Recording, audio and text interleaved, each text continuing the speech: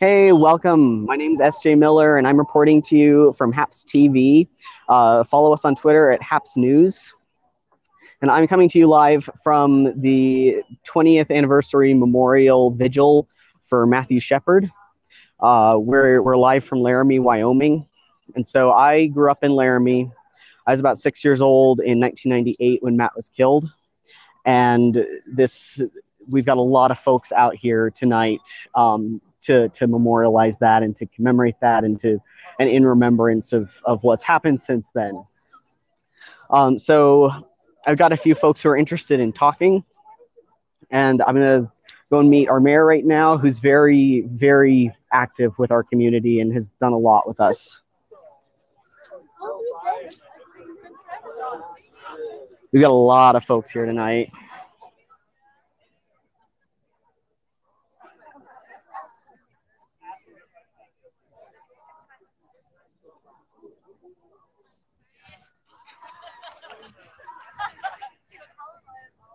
And I'm here to answer any questions that anybody has. I can listen to myself talk for a long time, but I'm more than happy to answer her questions as folks come in. So one of the things that, if you're watching this, that you might notice are a lot of folks are wearing yellow armbands. And the yellow armbands are very much a reminder of 1998.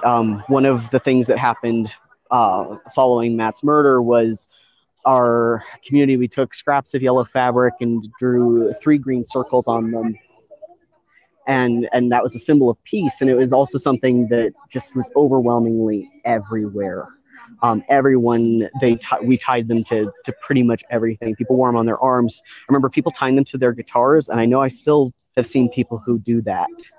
So we've got a few people who are starting to speak.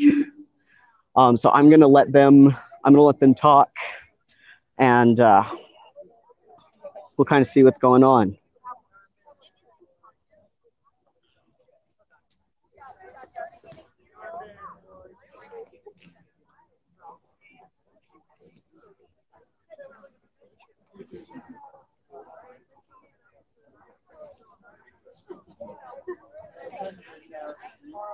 Hey, David, thanks for joining us. So the question here is, does the LGBTQ community feel safe in Laramie these days? And I think this is very much a question that's going to depend on the person that you talk to. I came out in about 2010 and had the benefit of a very friendly community, a family that was very supportive. I had friends who were coming out about the same time, so I had that support group. And I had gay role models. I had a lot of support that I don't know that everybody would be able to attest to. Moving on, so that's been about 8 years now, and I can genuinely say that I feel pretty safe in Laramie. I've been lucky in that I haven't had to deal with a whole lot of discrimination or discomfort due to being gay in Laramie, Wyoming. Again, different people you talk to are going to have different experiences, but I think overwhelmingly we feel pretty safe these days. As much as anybody does anywhere.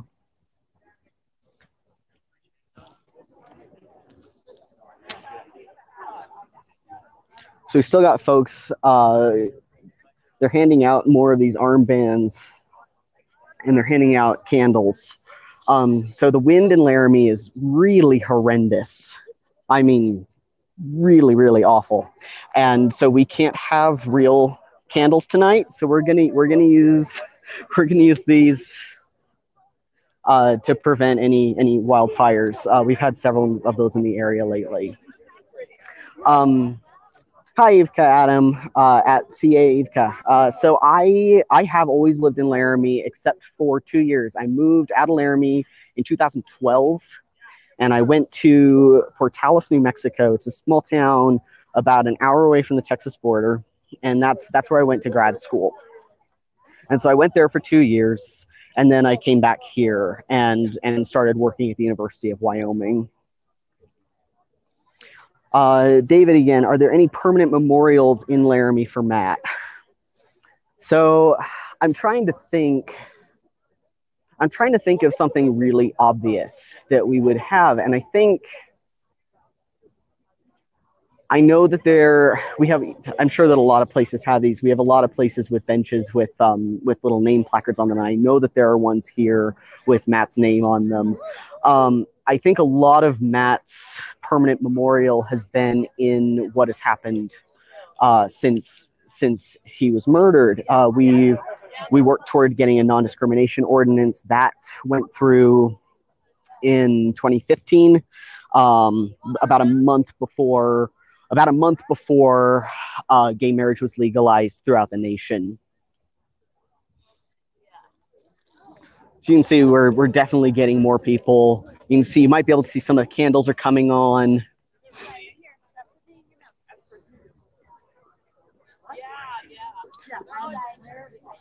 So just to recap, if you are joining us just now, my name is S.J. Miller, and I'm reporting live from Laramie, Wyoming on behalf of Happs TV. Follow us on Twitter at happsnews.com or at happsnews.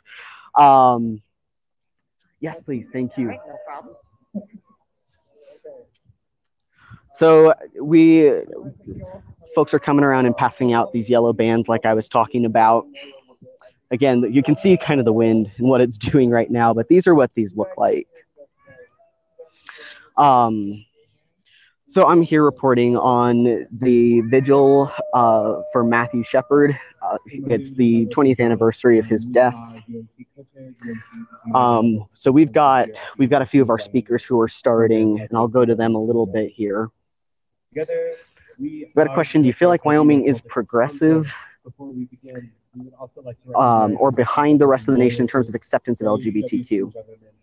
I think it really, really depends on where in Wyoming you are. Laramie tends to be a little more progressive than other parts of the state. Jackson, Wyoming tends to be a little more progressive in parts of the state, but I think you're going to have that in most places. Most everywhere I've been, you have places that are more friendly and you have places that are less friendly, and it really just depends. But that's a good question. I don't know that I would say that we're behind.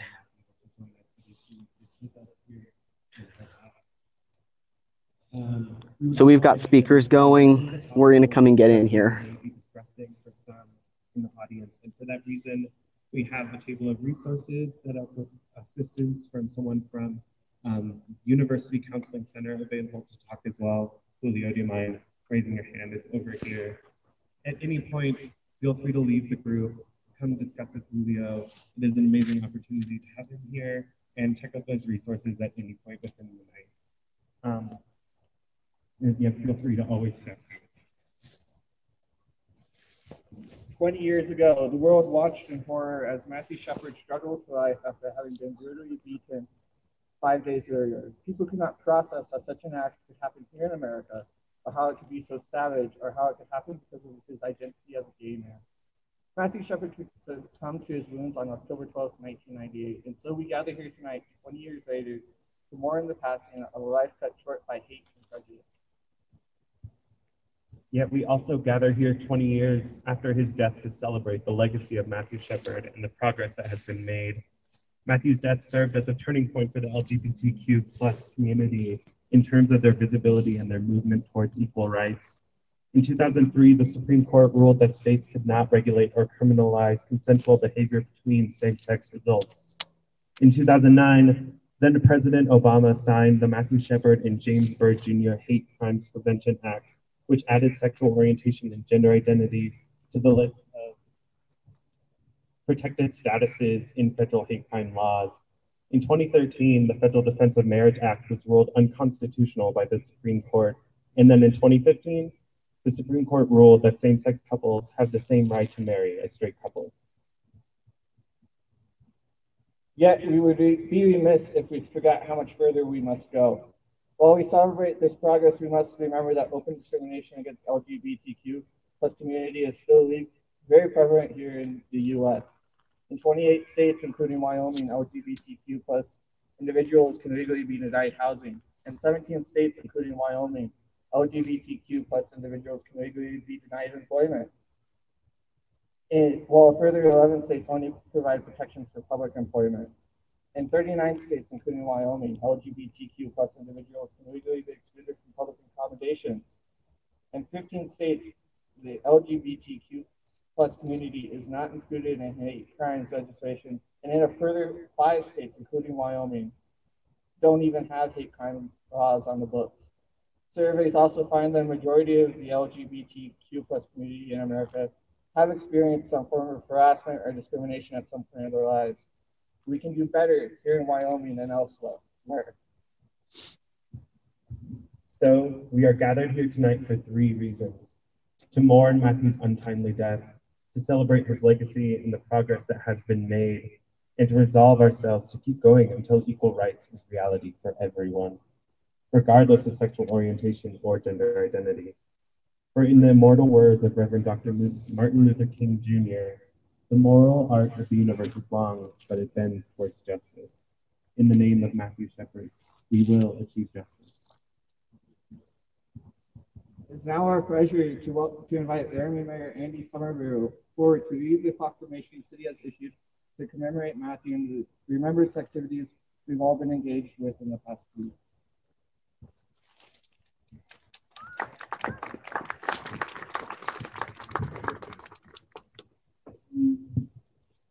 Thank you, everybody. It is an honor to be here with everybody tonight, standing here representing the city of Laramie and all of our residents. Whereas Matthew Shepard, born in Casper, Wyoming on December 1st, 1975, enrolled in Laramie at the University of Wyoming at the Political So we have Science Mayor and Andy International Somerville Relations talking right now. in 1998, and identified as gay, was active in the lesbian, gay, bisexual, transgender, and queer questioning and other LGBTQ plus student organizations. And whereas Matthew Shepard, known to many as a polite and caring person who cared about the environment, was tragically robbed, beaten, and left for dead on October 7th, eventually succumbing to his injuries on October 12th, 1998. And whereas on October 16th, 1998, a memorial service was held at the St. Mark's Episcopal Church in Casper, Wyoming, with more than 700 people in attendance from around the world and a community of allies and caring citizens coming together to combat and protest this hateful act of murder, notably including the Angels from the surrounding community and University of Wyoming. And whereas on October 28, 2009, the United States of America signed into law the Matthew Shepard and James Byrd Jr. Hate Crimes Prevention Act, with Matthew's mother, Judy Shepard, witnessing the official signing of the act by President Barack Obama. And whereas, to commemorate the 20 years of progress that has occurred since the horrific tragedy of 20 years ago, a series of events and activities has been planned by the Matthew Shepard Memorial Group Subcommittee. Whereas, co-chaired by UW Chief Diversity Officer Dr. Emily Monago and undergraduate student Jess Falsing, the subcommittee has scheduled community and campus programs, discussions, curriculum, and events surrounding Matthew Shepard's impact on Laramie, Wyoming, the University of Wyoming, the LGBTQ plus community, and the entire country. And whereas the city of Laramie has led the effort to remember Matthew Shepard's life and legacy through the adoption of Wyoming's first non-discrimination ordinance, which was passed in 2015. While it may be legal to deny somebody public accommodations or employment based on their sexual preference in the state, it is not legal in the city of Laramie. We would also like to recognize our sister city, the town of the town of Jackson, for their adoption of non-discrimination ordinance just this year in 2018. We are very excited that they have joined us. So now, therefore, be it proclaimed that I, Andy Somerville, acting as mayor and president of the governing body of the city of Laramie, hereby do acknowledge the following. Acknowledge the tremendous work of a host of groups and individuals that have promoted community initiatives that strive to erase hate and discrimination towards LGBTQ plus community members, including Wyoming Equality, the Shepard Symposium Committee, the Matthew Shepard Foundation, the University of Wyoming and its student groups, Laramie County Community College, Albany County Campus, Laramie Pride Fest, the Wyoming Gay Straight Alliance Network, and the Associated Students of the University of Wyoming. This list is not inclusive. There are numerous groups and community members across the city and the state that have worked hard on this initiative during the last 20 years, and we need to recognize all of that work.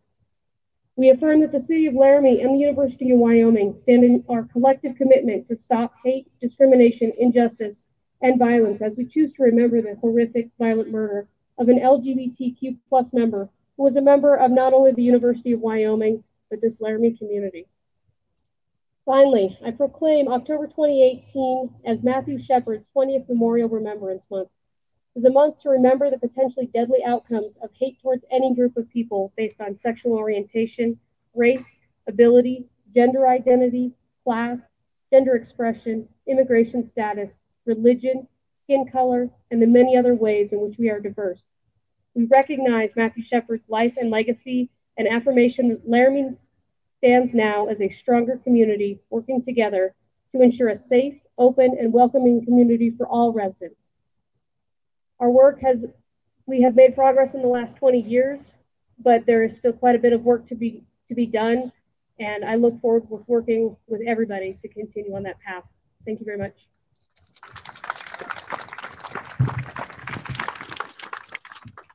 Thank you, Mayor Somerville. Hey everyone, my name is S.J. Miller, and I'm coming to you live with Happs TV from Matthew Shepard's 20th Memorial Vigil. It is now our pleasure to welcome Chief Diversity Officer Dr. Emily Minago forward to say a few words. So we just had Laramie's Mayor, Andy Somerville, talk about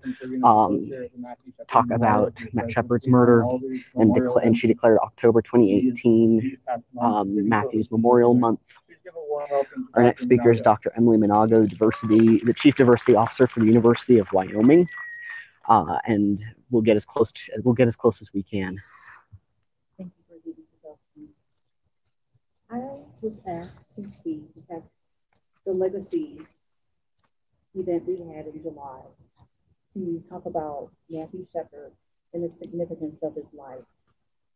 My remarks from July took a historical perspective of hate and discrimination in the United States that is still very, very relevant today. From my remarks in July, I stated, today being July 1st, in 3 days, this country will celebrate 242 years of independence. Before I talk about today, I want to look at yesterday and go back to our first year of independence and why memorial events such as this vigil are so important. 1 year before the independence of the United States in 1775, King George II of Britain called for the embracement of opportunities to pursue, kill, and destroy every Native American in the New World.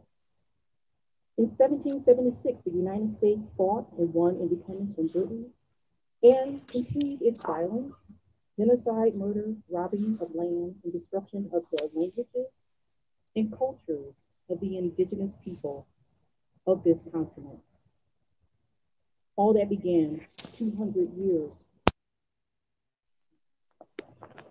We are still living in the shadows of that violence and destruction today. In 1619, the Dutch introduced the first African-American slaves to the American colonies. And during the first year of independence in 1776, the enslavement of people of African descent was a sanctioned way of normal everyday life. Throughout our United States history and from the very beginning, we have a long and deep relationship with atrocities committed against groups who are marginalized and considered with disdain because they are indigenous people, people of color, immigrants, religious minorities, disabled, and others.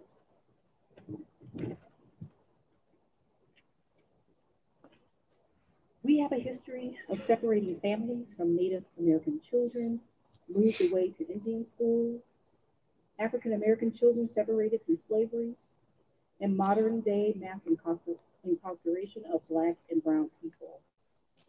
The separation of Latinx children and infants from their parents at the southern border of the United States continues. Acts of hate continue to escalate in the United States, and one news report indicates that anti-LGBTQ plus homicides nearly doubled last year. 52 LGBTQ people were killed in 2017 in single homicides. In 2016, there were 28 single homicides that were anti-LGBTQ related, an increase of 86% for single incident homicides.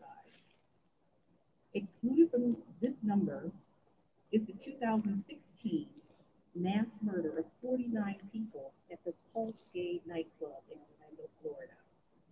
If you combine those numbers, in 2016, we had 77 LGBTQ plus related murders.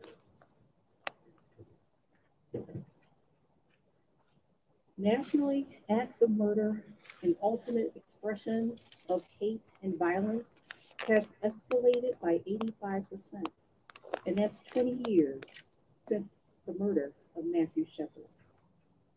Though we know those percentages are lower because so many crimes against the LGBTQ plus community go unreported. It is at the intersections of gender, gender identity, gender expression, sexual orientation, race, and other marginalized identities that we see the most violence in this country. It was reported that of the 52 victims of LGBTQ plus motivated homicides in 2017, 37 were people of color. It is not by happenstance that on October 28, 2009, that President Barack Obama signed into law Matthew Shepard and James Byrd's Hate Crimes Prevention Act, linking two men together for acts of violence representing very differently lived lives and social identities. One, a member of the LGBTQ plus community, and the other, James Byrd Jr., an African American. This act forever linked two of the most hated and marginalized oppressed social identities, race and sexual orientation, in U.S. law to stop hate and violence. Though many people feel we should keep quiet and forget about the past, we have a historical record that proves we have selective and short memories, causing us to repeat atrocities of centuries ago again and again today. The vigil in remembrance of Matthew Shepard in our community is our community's way to remember and remind us to end the cycles of hate and destruction that impact all of our lives. To stop hate and violence against people who may have diverse sexual orientations, race, ethnicities, religions, skin colors, diverse gender identities and expressions, different immigration statuses, individuals with disabilities or veterans, people who are growing older in this society, and other ways that we may be different, because although we may be different, there are more things that we have that make us alike. Remembering our past empowers us not to forget to honor the Native Americans who had their land stolen, illegitimately gained, or taken over by violence and coercive means, whose cultures and languages were destroyed for many. Vigils like today remind us that the debt we owe as a society to the people, lands, animals, and resources is so deep it seems impossible to repay.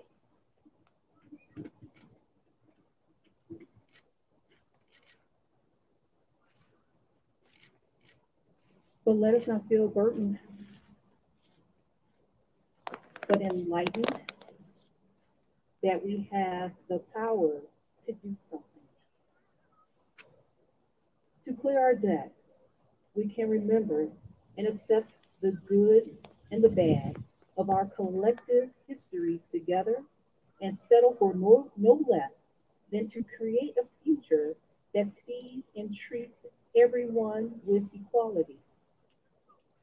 To clear our debt, we must celebrate our collective successes and remember that human diversity is more valuable than all the gold and wealth of this world. We can repay that debt by keeping everyone fed, sheltered, clothed, and free to live out our lives regardless of our social identities, feeling safe and secure and without fear of discrimination, harassment, prejudice, and violence.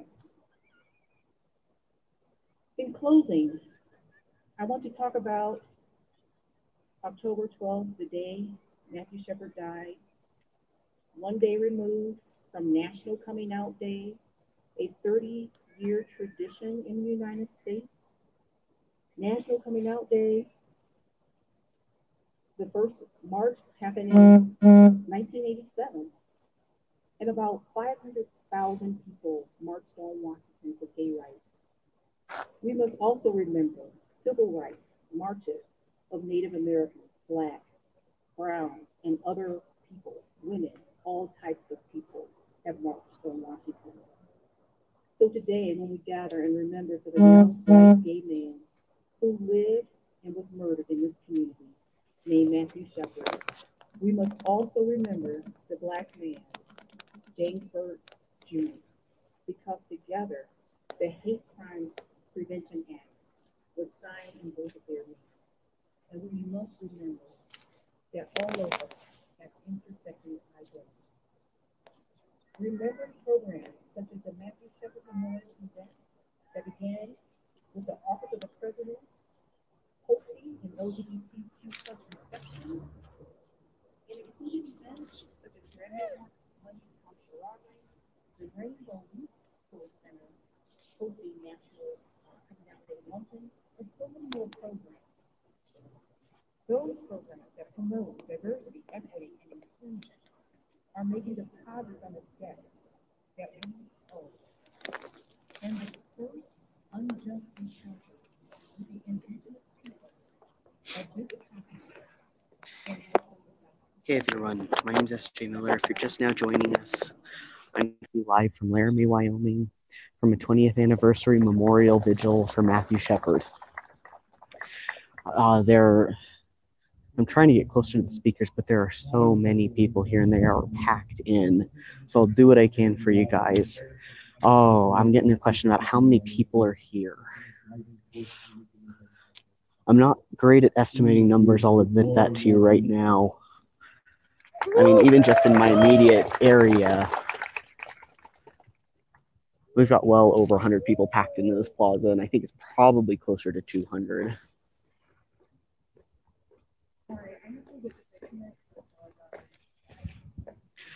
So our next speaker is Jess Falsing, who's one of the co-organizers for the Matthew Shepard 20th Memorial Services. I'll get as close as I can.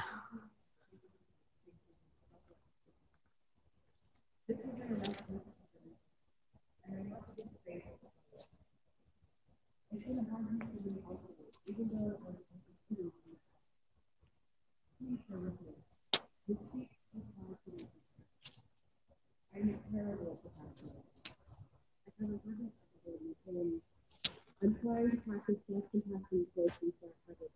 Pick up and take into account. I'm also trying to find ways of healing, like many of us do. But know that if you're healing, you are not. I also want to take a moment to give space and honor those who are here. Whether it's because of lost them, because their souls were safe enough to be who they are, because they're born in this lost group of events, or because there are people who have home and close to all of those groups, I'd like to say that we miss your presence. I'd also like to give some space to honor my own past in that case. I grew up in Rock Springs, Wyoming, which in my experience is not a nice place. I am often wary of going back, though I love the desert surrounding the town and the beauty of that land. Sometimes I forget how much safer I feel in Laramie than the rest of the state. It's a continual process of forgetting, remembering, and forgetting. And often remembering happens only once I start driving outside of Laramie. Within that process, though, is a process of learning how to be authentic to myself. It's discovering how to break silences, how not to avoid any longer. Silence is a rager, which brings hate, and silence about trauma only brings that harm. I honestly loathe being so visible, and I'm always uncomfortable with public speaking. But as a member of the Matthew Shepard Memorial Group, as a student at AW, and as a Laramie resident, I'm honored to have the chance to speak, to break those silences, to become visible.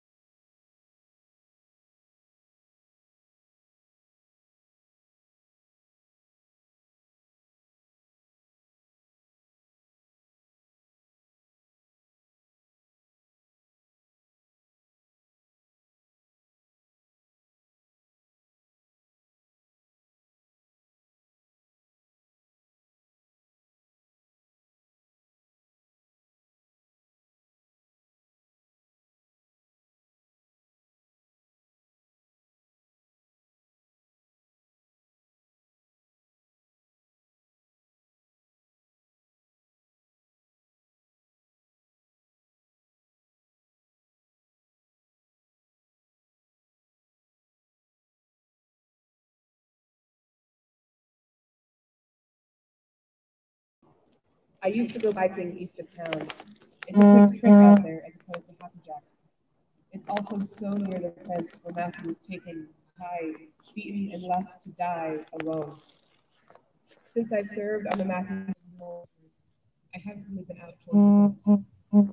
I keep thinking about the mountain bikers who found me. I keep thinking about the long hours on the cold night. I keep thinking about Hey, we lost the feed. Can you log out and log back in? Yes, give me just a second. Okay. I'll try and see if I can get a little closer to. Okay, cool. Thank you.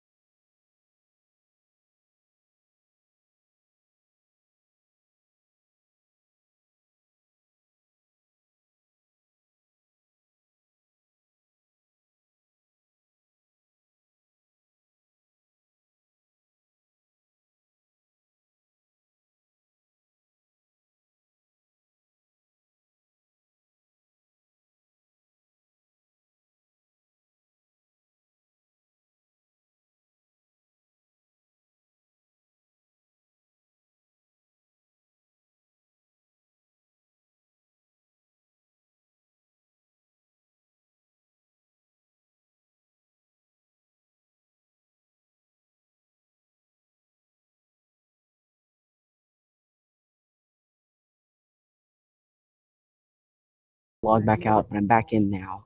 So if you're just joining us, my name's S.J. Miller, and I'm reporting to you live from the 20th anniversary memorial vigil for Matthew Shepard from Laramie, Wyoming. I'm going to get as close to the speaker as I can.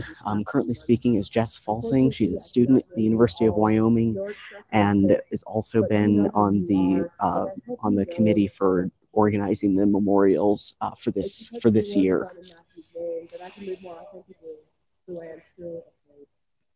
I'm afraid to be as clear as I actually am. I hesitate to talk about my pronouns. To be authentic to myself is to be vulnerable. And this is in a world where we still lose queer lives every day to violence. It is a world where queer bodies are subject to scars, both from others and the ways in which our mental health is impacted by erasure, by oppression. I carry scars from self-harm, and my depression is a record of lost time. Sorry, I wrap myself in silence and anger for protection, denying myself to others, distancing myself from others. It's an old habit that I learned from the desert. My scars helped form me, but they do not define me, and I am not alone. None of us here tonight is alone. So in Matthew's legacy, let there be love and compassion. Let's come together as a community, and let's keep coming together. Let's be who we are. Let's love one another. Let's hold on to the hope. We must never forget Stonewall Matthew Pulse. We must never forget Selma or that no human is illegal. We must remember that Black Lives Matter. We must not forget that we occupy a stolen land. We must believe survivors. I will strive not to let my silence and anger continue the erasure of myself, of others. I will strive to uphold Matthew's legacy and to keep holding on to that love. Thank you again to Matthew. We miss you. We will keep missing you. We will always love you. To Matthew and to love.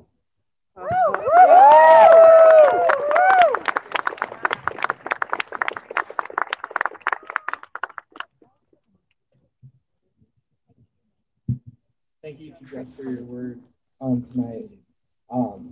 We would now like to welcome Dr. Kathy Connolly. Dr. Connolly is a professor in the Women's Studies Department within the School of Culture, Gender, and Social Justice here on campus.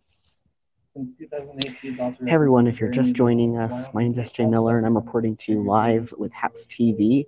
Follow us at Happs News. We're at the 20th anniversary memorial service for Matt Shepard. Our next speaker is Kathy Connolly. She's a representative with in the Wyoming. I can't remember where in the Wyoming government, but she's one of our representatives from Laramie, and she's been here as an ally for a really long time. I'm Kathy Connolly. 20 years ago, I was like today a UW professor. I'm a lesbian, and I've always been out. Well, I think I counted 38 years. The murder of Matthew Shepard was devastating for me, my family, and our community. For many in the gay community, we were terrorized here in Laramie. Make no bones, it rocked all of us to the core. And our grief was shared by others in our community as well. We vowed individually and collectively to look inside ourselves, as well as our community, to never, ever let the murder of a young gay man who lived in our town, a murder by other young men who lived in our town, go unexamined or without collective response. According to his parents and his friends who loved him, Matthew Shepard loved life. He was an exuberant 21-year-old, an extrovert who was quick to make friends. He, of course, wasn't perfect, none of us are, but had a heart of gold with career aspirations of international human relations and human rights. But Matthew Shepard was a young man beaten, discarded, and left to die on the outskirts of town. And then with more strength than I can imagine, his parents turned their grief to activism, setting up a foundation in his name and working tirelessly to bring to the forefront the horrors of hate-related violence. And how you have heard from so many others, they've worked together with the family of James Byrd Jr. to get the 2009 federal anti-hate crimes legislation passed. I applaud them and love them so much. I can't imagine what today is like for them. But it's not enough. Hate crimes have doubled in a year. The prime targets are trans women of color. In Wyoming, we have seen horrific examples of homophobia. They must stop. And all of us have a role. I've had the pleasure of sitting beside Dennis and Judy Shepard on panels over the past year. They're committed, angry, funny at times, right? But dedicated. Because they tirelessly work, so I believe shall we. So in the memory of Matthew Shepard, I'm going to ask of you and me to consider two very different modes of action tonight. So first, this is for the faculty, the students, and the administrators of UW here on campus. I want you to support the existence of the Queer Studies minor and our resources for LGBTQ students. Can you do that? Can you do that? Right. We are a university that should be at the forefront of understanding, researching, and teaching about sexuality, especially in rural communities. Take classes, get the minor, join faculty research, and support the Rainbow Resource Center and Spectrum, our queer student organization. And the head of the Queer Studies Department is Rachel Watson, Professor Watson, right there. And next, here I'm going to wear my other hat as a state legislator serving a portion of Wyoming. And I am definitely going to channel Dennis Shepard here, right? Vote. Get out and vote. Vote only for candidates who will work to protect our queer community. Do your homework and then go to the polls. Don't let this one get away from us. Promise yourselves and ourselves that. So in the memory of Matthew Shepard and the work of his family, thank you.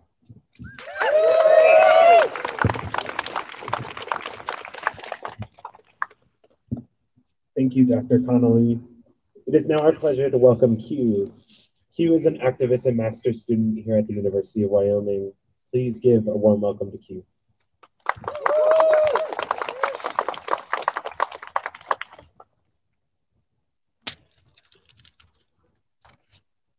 So in light of not only the lives that we're here to honor and remember tonight, but also the current climate of the world we live in, I would like to talk a little bit about taking care of each other. When I first moved to Laramie in the summer of 2015, I thought to myself, I am moving to the town that murdered Matthew Shepard. When I was denied housing in the first apartment that I applied for because of my obviously queer lifestyle, I wondered, will this be the town that kills me too? But places don't kill people. People kill people, and the kind of people that attracted me to Laramie in the first place were not the kind of people that would commit such a horrible act. And the more time I've spent here, despite its history, the more I realize that hate does not live in Laramie. Hate lives in people. And there are hateful people in Laramie, but there are hateful people anywhere you go, and that does not make this a hateful place. Because for every man that has slapped me in the face on the street, for every law enforcement officer that didn't believe it was assault because apparently gay people cry rape when they're embarrassed, for every alleyway proposition to turn me anything but queer, there was also love. There was also someone, multiple someones, waiting to comfort me, waiting to reaffirm me, waiting to drink and be queer with me. For every ounce of hate in this town, there is a gallon of love. And if you don't believe that, or if you haven't experienced that, please come find me, because you are so, so loved, and you deserve to be. Come find me so we can stick together, because that is the only way we are going to make it through these massacres, and these shootings, and these beatings, and these murders. That is the only way that we are ever going to know that we do not live in a hateful world, but we do live among hateful people. And people are much easier to influence than a planet, or a country, or a town. So while I know sometimes it can feel like there is no end to the hate or the violence, I also know that we have made progress, and that we are more than capable of continuing to do so. We are fighting for better laws to protect queer lives and livelihoods. We are filing suit where existing laws have failed. We are organizing and increasing our publicity so that we cannot be ignored, or at least not very easily. And we are coming together to uphold the memories of those we have lost in the process. The memories of those who inspire us to continue even when we begin to lose ourselves. We remember Matthew Shepard. We remember the AIDS epidemic.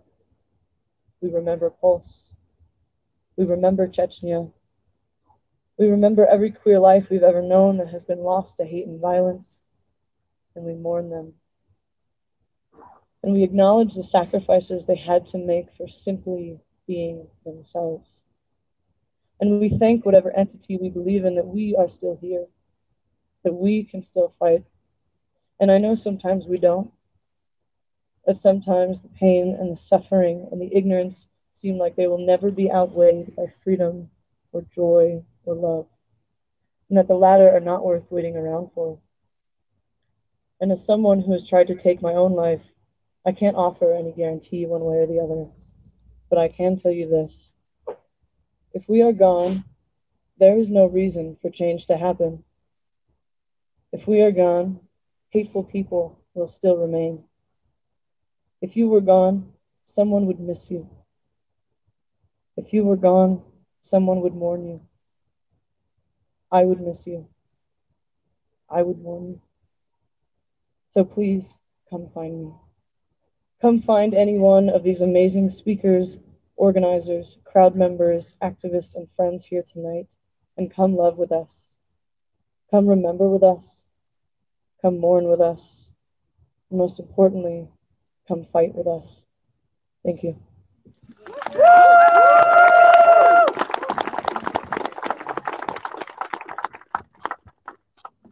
Thank you to Q. We would now like to welcome Sarah Burlingame. Sarah serves as the Executive Director of Wyoming Equality, Wyoming Equality being an organization that, quote, strives to achieve equality for all lesbian, gay, bisexual, transgender, two-spirit, and queer Wyomingites by building broad and inclusive communities, shifting the hearts and minds of our neighbors, and achieving policy victories, end quote. Please give a warm welcome to Sarah Burlingame.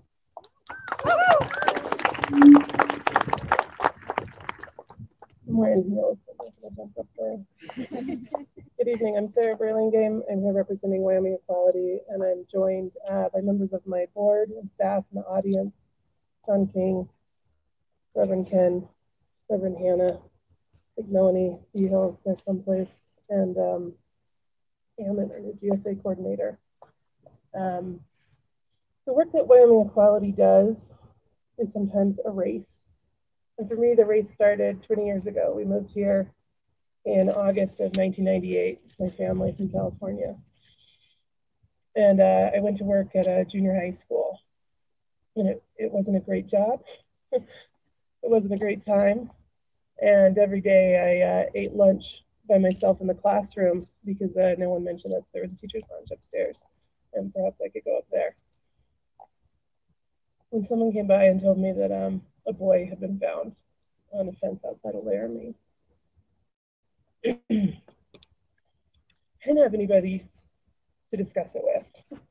And the next day, someone walking by saw me sitting in the classroom eating alone, truly pathetic picture, and said, you know, we have a teacher's lounge. You could go sit up there. And I did.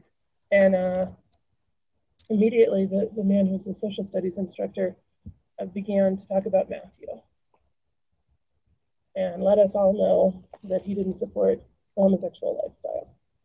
And you know, he wasn't saying what happened to him was right, but, and I thought, dear Jesus, I can't lose this job, and I can't stay in this room for one more second, or I'm gonna lose this job. So I went back downstairs. But that was 20 years ago. And I think when I walked back downstairs and I didn't have any language to say, please don't talk about our judgment that way, I didn't have that. I didn't have the ability to communicate that. And I think I got stuck. And I stayed stuck for 20 years because I did drive my car to Laramie when there was, I think the Angels were meeting at Washington Park, and I heard about it. And I drove an amazing 82 Crown Victoria Ford. I don't get 32 miles an hour. It's an amazing car. It does not get quite as good gas mileage as my Prius. But I drove over the hill and I cruised around Washington Park and I didn't stop because I didn't know anybody. And then I drove back over the hill and I went home. And the Episcopal Church hosted an event saying, like, our community needs to talk about what happened. Matthew had died by that time. So I went to the event at St. Mark's, and I was so goddamn angry. And I talked to the priest, and I just said, like, I'm so mad. I'm not mad about the murder. I'm mad about the murder, but I'm really mad that our people, this town, Cheyenne, it doesn't seem to have any capacity to hold this pain and this anger. It feels like everyone's making excuses for why it happened, and they're already starting to blame the child. And like, I can't hold all that anger. And it could have been that I was a very, immature 23-year-old, but I felt like in that space, what I heard was, hey, we're all trying to heal here, and like your anger is kind of bringing us down. And I left just furious, just on fire. So if 20 years ago or 5 years ago or 5 minutes ago, you felt furious or on fire, I just want to say, like, I see you. I see you. I see how wrecked this made you. I see your suffering. Because how could we not suffer? How could they give us so little in return? It wasn't right.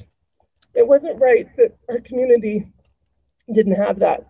And bless the people who did, right? The angels, Jim Osborne, Nicole Bondurant, Romaine, all the people, Kathy, who showed up so beautifully and so bravely. But for me, 20 years ago, I didn't make the choice to connect, but tonight, every one of you made the choice to connect. I talked to a friend who said he drove up tonight and he was going to turn his car away. Wasn't sure if he was going to come, just because it's hard. Like, it's hard to hold all this all week long. But he decided to park the car and to walk up and to keep connecting. And that's got to be the difference, right? Ian Forster said, only connect. Like, only connect. It's the only thing that makes a difference. Whether we decide we're going to sink under the weight of this, or we're going to keep choosing to connect to one another. And I have this really great vision, of like the Never Summer Range tipping into the Snowies, cresting up into the Tetons, sweeping over to Sundance, the whole High Plains, all of us, fiercely stubborn in our independent Wyoming way, but to connected to one another. Like, that's the vision we can hold for each other. And in that spirit, I want to invite you. 26, I'll be going with the Shepard family to Washington, D.C. to lay Matt down in a home that will take him, because here in Wyoming, they couldn't, right? They couldn't lay their son to rest. The root of the word desecration is to rob us of the sacred, right?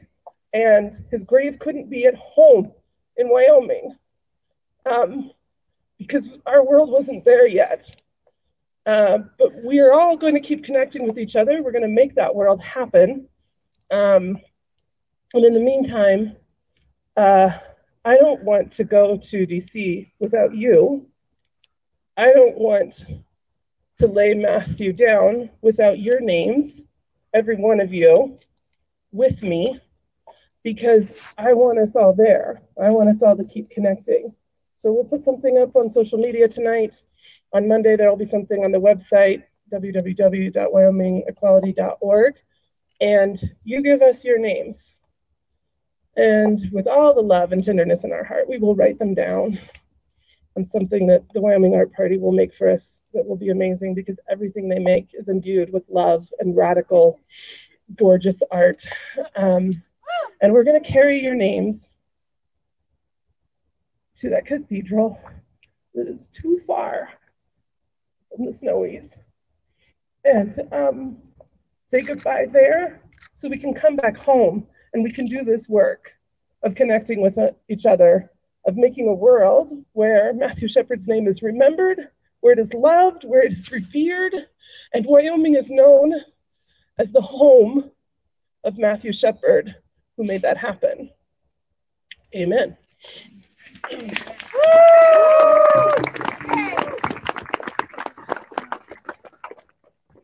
Thank you, Sarah.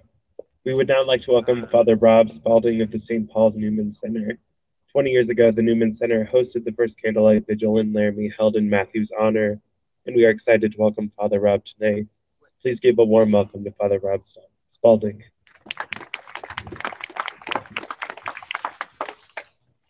Thank you for the chance to be with you tonight, especially to be able to speak as a representative of hopefully the many faith communities here in Laramie, whose main desire is to welcome anyone and everyone at any time and every place into the doors to encounter love, to encounter God, to encounter relationship.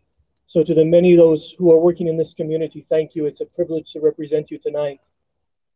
For me, this is sacred and holy ground where we stand. It's sacred and holy ground because of your presence. It's sacred and holy ground because of the many feet that have been in this area, because of the many demonstrations, because of the many people who have gathered here to proclaim a vision for our world in which all people are treated as creations of the one we might call God, the creator of all things. I first came to the University of Wyoming in 1994 as a bright-eyed high school sophomore for the Summer Institute and began the process of being welcomed and formed in this community by Donna Bagby and Susan Villalpando and so many others. I came back as a freshman student in 1996 to begin a period of transformation that I could never have imagined. Growing up in northeastern Wyoming, I had a very narrow perspective on the world. And the University of Wyoming began to break me open, one professor, one faculty, one staff member at a time, from Bob Belser to Teresa Bogard to Annie Guzzo to so many other people who impacted my life.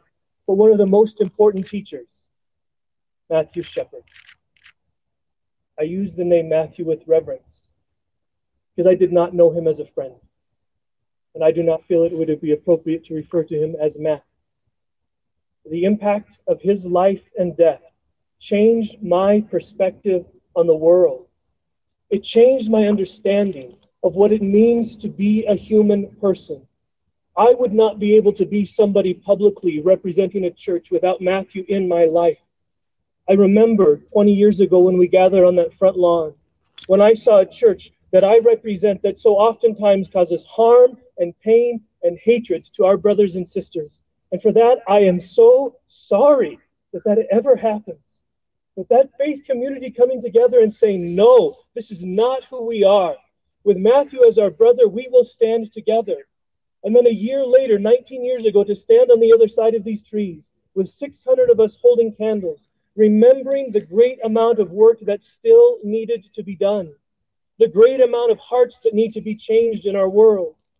This last Saturday morning, I was once again humbled to gather in the basement of the classroom building with so many of the wonderful leaders in our community. I sat at that table scared that morning because I know that sometimes this collar does not mean a sign of welcome, but a sign of oppression. And yet as I sat there with Jim, with Kathy, with Nikki, with feeling nothing but welcome and acceptance. It was such a different feeling for me to be the minority in the room and to experience the love that was being poured out on me. I thought, this is the message that our world needs to receive. This is the message that we need to proclaim. And we're here tonight to remember that, to stand in this sacred and holy place and to say we will continue to share that message of love with the world until that's the only thing the world knows. And so, my friends, tonight I want to ask you, we've been standing here close to one another. It's time to reach out and touch one another. Some of you are. Grab your arms together, link together, come in closer tonight. Go ahead and do it. It's okay. Because that's where real power is. You know this better than I. The world is not going to change with more political speeches. The world is not going to change with more articles as important as they are. The world is only going to change through the power of love, through the experience that you feel as you touch one another tonight. And so as we did 19 years ago, I invite you this evening to pause in a moment of silence, to feel the person next to you, to pray, to meditate, to pause, to remember Matthew.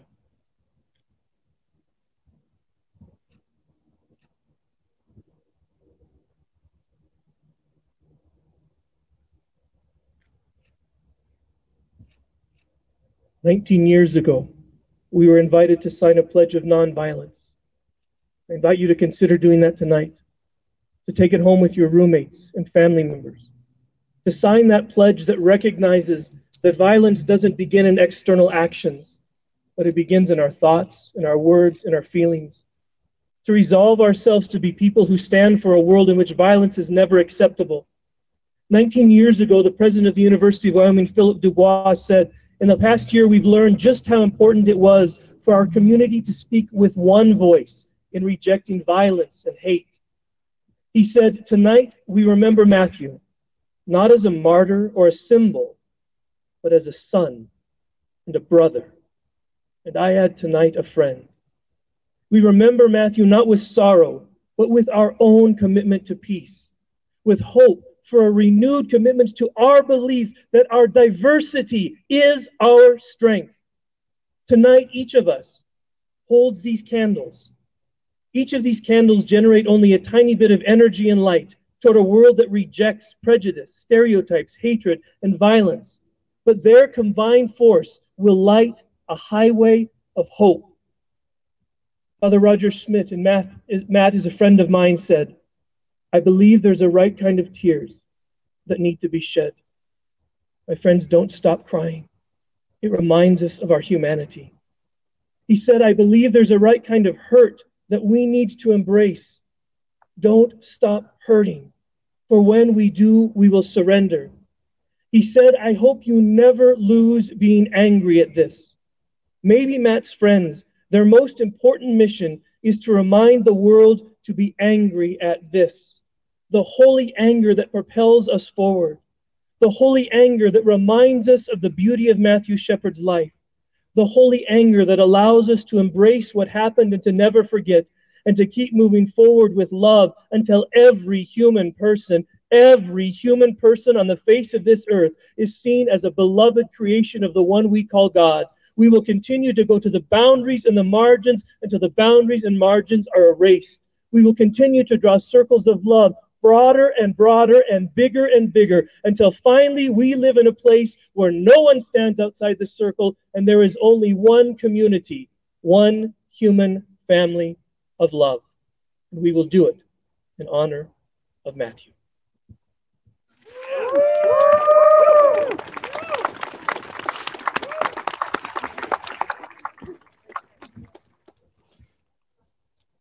So we have one more speaker, and we're very excited that he could join us tonight. It is our pleasure to welcome Jim Osborne. 20 years ago, Jim Osborne was a UW student, the chair of the Lesbian, Gay, Bisexual, and Transgender Association on campus, and an original member of the Angels. If you're just joining us, my name's SJ Miller, and I'm reporting to you live with Happs TV at Happs News on Twitter from the 20th anniversary memorial vigil for Matthew Shepard. We've had several speakers tonight, and if you can, I encourage you to go back and rewatch those if you've missed them. We have our last speaker now, Jim Osborne, who was one of the angels who protected Matthew when Fred Phelps and his church came to protest his funeral. So I'm going to get as close as I can, and thank you for being here. My phone rang, and President Dubois was on the phone. The instant I saw his name on the caller ID at 5 a.m., I knew why he was calling. The Laramie Project talks about how Laramie sparkles. Once again tonight, after 20 years, it sparkles with the light of our candles, but more importantly, it sparkles with the light of our hearts. I cannot tell you what it means that I was able to come home today and be here and see all of you here this evening, because there's probably a lot of other things you could be doing on a Friday night in October when it's not blowing snow around. I didn't have time to prepare any special speech this evening. Those of you who know me know I don't have to have a prepared speech to ramble on. But I did dig into my my Google Drive and found some of the speeches that I had given over the years. And I wanted to repeat something that I said at the memorial vigil 20 years ago when Matt had died. I only met Matt in August. I saw him every other day or so. That wasn't enough. Matt brightened my day every time I saw him. He always had a smile on his face and in his eyes. He had an incredible energy about him that could reach out to you, no matter how dark the day. I will miss Matt because his simple smile could mean so much to me and to everyone he knew. I will miss Matt because the world needs his kind of energy and compassion for the well-being of others. I will miss Matt because he was a fellow human being. And most importantly, I will miss Matt because he was my friend. That kind of light shines here in Laramie to this day. I have seen so many posts this week and articles in national publications once again, talking about people coming to Laramie and meeting the people and being impressed and amazed at how welcoming this town is, even after 20 years, even after being painted as a place that is covered with the stigma of hate. We have friends here tonight who have traveled from across the ocean to be here to commemorate Matt, to learn more about our town and our community and our hearts. Lee Fondakowski, who wrote the Laramie Project, was absolutely right that Laramie sparkles. But what sparkles brightest is our hearts. And I thank you for being that light in the darkness for me, as I needed it tonight. And for all those who are different or oppressed or marginalized, thank you for opening your homes and your hearts to others and standing against hate. We all have an obligation to be Matt's voice, because his voice was silenced, because he was going to make the world a better place. And he has. And that message is carried in each of you. So it being a university campus, here's your homework. Go forth. Be his voice. Spread love, spread peace, spread understanding, and most of all, spread compassion. Thank you. You give me wings.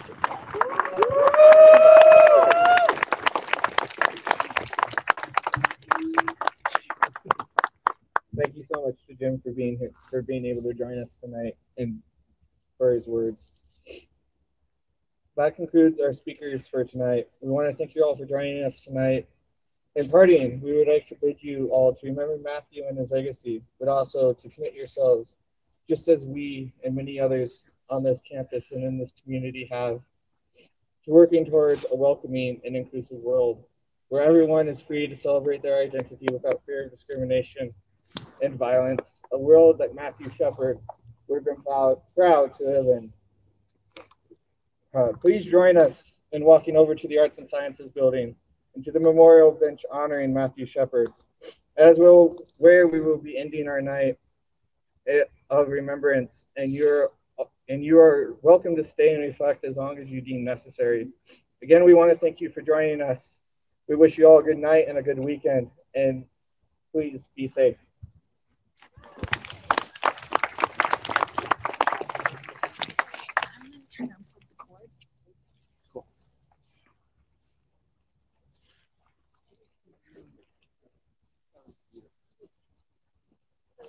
You're welcome to follow us this way as we head towards A&S. Watch your step here. Tripping hazard. Yeah, tripping hazard.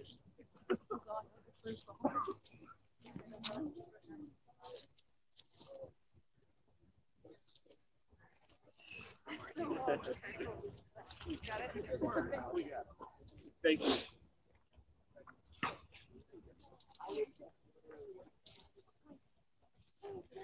Hey everyone, thanks for being here with us. My name's SJ, and I'm coming to you live from Matthew Shepard's 20th Memorial Vigil at the University of Wyoming in Laramie. We had several speakers tonight. Our last speaker, Jim Osborne, has been one of the many faces of this movement since 1998, when he was one of the many people in town who wore angel wings and protected Matt when during his memorial service when Fred Phelps and his church came to protest. So everybody's moving from the plaza that we've been in to the memorial bench with Matt's name on it, and so we'll join them as soon as things clear out a little bit. In the meantime, I'm happy to answer some questions. I saw questions about how many people are here. Again, I'm estimating 1 to 200. You've got to bear in mind that I'm not a numbers person by any stretch, but that it's got to be at least that. The thing that I don't know if it comes across in the video is that when people were speaking, it was dead silent, except for the person speaking. And I watch people present fairly regularly, and I don't see a lot of cases where everyone is that quiet, which just speaks to how strongly people feel about this and how incredible our speakers tonight were. So I'm going to walk us over toward the bench with everybody else. I've got a question here. How did it feel emotionally? I'll admit that I didn't know really what to expect coming into this in terms of how I was going to feel. There's that tendency, I think, as someone covering something to try to separate yourself from it a little bit. And obviously, this isn't something that I can separate myself from. I grew up here. I was about 6 years old when Matthew Shepard was killed, and it's just the images that you remember. You know, at 6 years old, I remember going to the homecoming parade that year and having gone every year. But the difference that year were, again, those yellow banners with the green circles on them that you saw earlier in the evening. The other thing that I remember was at the end of the parade, everybody who'd been on the sides of the street watching made their way back to campus. They joined in at the end and marched back to campus. And I don't remember that ever happening before that, and I don't remember that ever happening again. And I've, going to school here and working here now, I don't remember that ever happening again.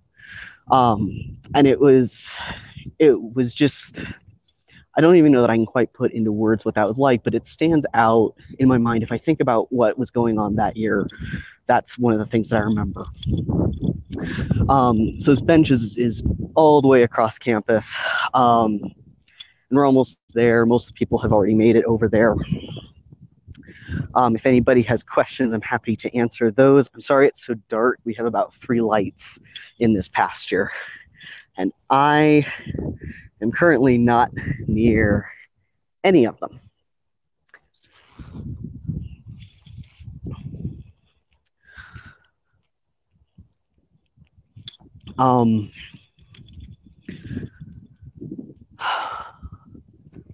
We'll see if you can see the people coming out over here.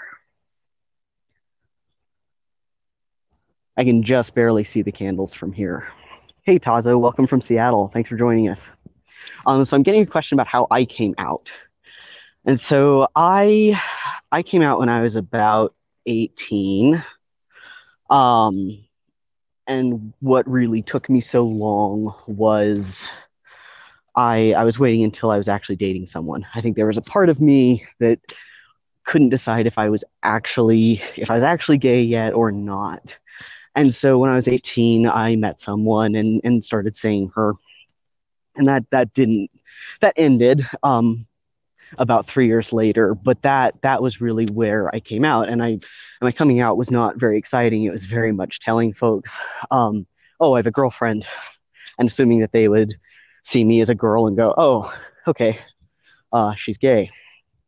And and that was the extent of it. But, you know, as and I think as a lot of people will tell you, you don't come out once. You come out every time that you leave your house and make the decision to hold your partner's hand. You come out every time that somebody talks about their spouse, and you aren't quite sure how to respond to that. You know, is this somewhere safe to say this is my partner? Is this somewhere safe to say my wife? Is this somewhere safe to say my husband? It's hard to figure out what's safe. And so coming out isn't a one-time thing. It's a long process. And of course, growing up in Laramie, when with the history that we have, when you come out, that's well and good. And then people find out you're from Laramie. And the question is, why did you come out, or how hard was it to come out, or how awful is it to be gay in Wyoming? And especially, how hard is it to be gay in Laramie? And I think I always have a very disappointing answer for people. My family was very supportive. I had friends who were very supportive, I had several friends who were also coming out. It's amazing how in the interest of safety, we tend to congregate a little bit. We had family friends who were queer. I had role models. I mean, that was a blessing. I didn't fully appreciate how lucky I was in some of that.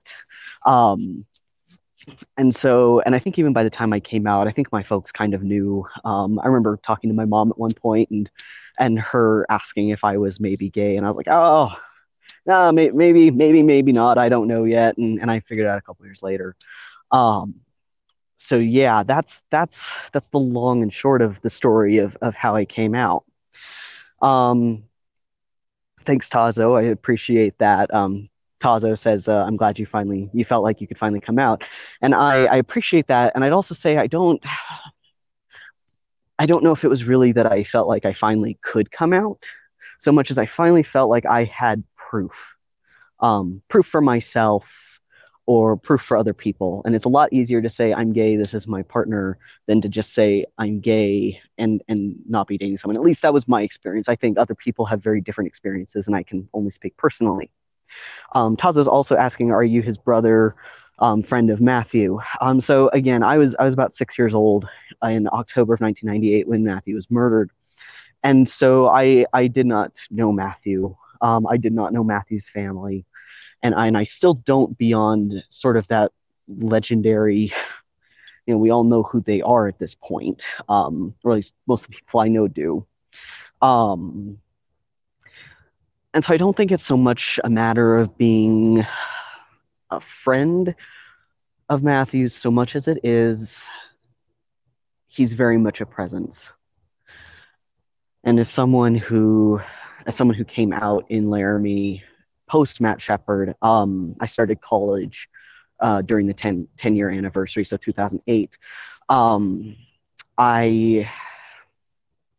He's just so present, and not necessarily as a positive or negative presence. It's just very much a presence. And I think, I can't speak for anybody other than myself, but I feel like there will always be some sort of a kinship with Matthew, and that feeling that he very much is the face of the queer community in Laramie, Wyoming. And not that there aren't other people who say and do a lot in terms of activism here, but he's very much a prevalent face in that. Question I'm getting: how many students attend the University of Wyoming? So when I was in school, it was about 13,000, and I think those numbers have gone up by now. So that's a good question. I know that we have higher enrollment this year, but I'm not sure what that is. Have I missed any questions? Hey, Chrissy, I see your message up there about having been in Fort Collins when they brought Matthew in. Thanks for coming tonight. So I'm getting a question about how has Matthew's legacy affected Laramie, and I think you can look at that two different ways. I think a lot of what we have pulled off is largely because of Matt's legacy. We had several speakers who spoke about the non-discrimination ordinance that that went into legislation in 2015. And I remember when I was in school, so again, between 2008 and 2012, I was part of the queer advocacy network, and so we were specifically a group that I mean, exactly as it sounds, we did activism work regarding queer issues, and I remember that coming up. I remember us wanting a non-discrimination ordinance. I know that we tried to pass one a couple of times, and it took a little while for it to happen. I know it didn't pass at least once. I can't remember if it was twice. But in 2015, we did finally pass that. And Wyoming does not have a statewide non-discrimination ordinance, but Laramie has one, and Jackson, Wyoming up north has one. And I think our ability to get that through was largely that attempt as a community, and not just as the university, but as the Laramie community as a whole, to be better and to prove that we're better than that. Hey, David, so I've got a question. What does SJ stand for? So SJ, that's my initials. I've got a very, very typically feminine name. My middle name's Joe. That one's less so. My first name's very feminine, and so I try to keep that out when I can, and use my initials just to kind of reflect the fact that I am somewhere in the middle there.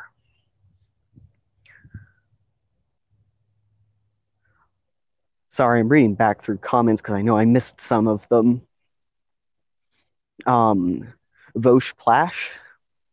I don't know if I'm pronouncing that right. I apologize if I'm not. Very sad day in history. Michelle also said very sad day in history. You remember it. Yeah,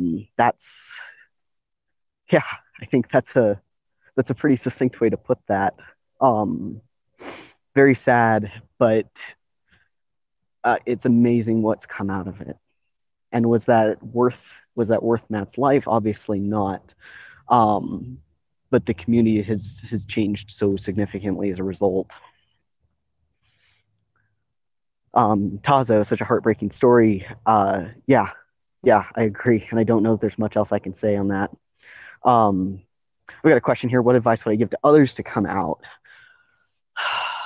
I think that, we had National Coming Out Day a few days ago, and I think that there's a lot of pressure, especially around Coming Out Day, to say, oh, like, you need to come out and you need to be visible. And so this is going to sound like counterintuitive advice. My advice in terms of coming out is do it on your terms as much as you can. You don't have to come out to be such a major part of this community. You don't have to come out to be a valid person in the LGBTQ community.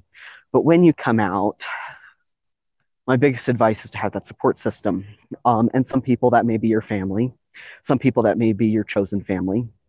Some people, that may be the community in wherever it is that you live. But I can't encourage strongly enough to find that community.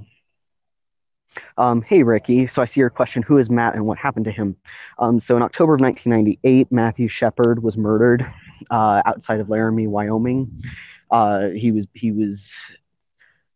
beaten and attacked and tied to a fence post just outside of town and left hanging there. And the next day, I can't remember if it was a jogger or a biker, but someone was down on that path and saw him and thought that he was a scarecrow. That's how terrible he looked at that point. They called 911, and he was taken to the hospital in Fort Collins, which is in Colorado, just about 45 minutes away. And so that was on October 6th, if I remember my dates correctly. And then he was in the hospital in intensive care for several days, and then he finally passed away on October 12th. And so that's what the memorial today was for.